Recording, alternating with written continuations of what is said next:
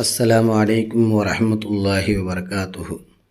Hi நண்பர்களே, அன்றாடம் ஓதக்கூடிய சுன்னத்தான துவாக்களில் இன்று நாம் பார்க்கப்படக்கூடிய துவா கபரஸ்தானுக்கு சென்றால் ஓதும் துவா.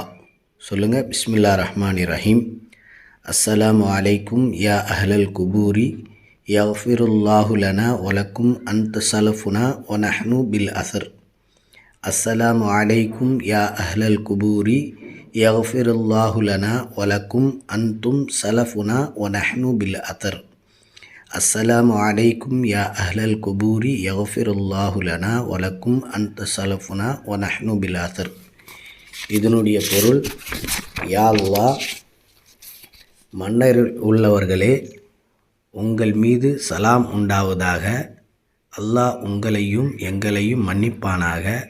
நீங்கள் எங்களுக்கு முன் சென்று விட்டீர்கள், நாங்கள் பிறகு வரக்கூடியவர்களாக இருக்கிறோம் என்று இந்த துவாவை நாம் அதிகமாக ஓதி இதை மற்றவர்களுக்கும் அனுப்பி இதனுடைய நன்மைகளை நம் அனைவருக்கும் அல்லாஹு தாலா கொடுப்பானாக.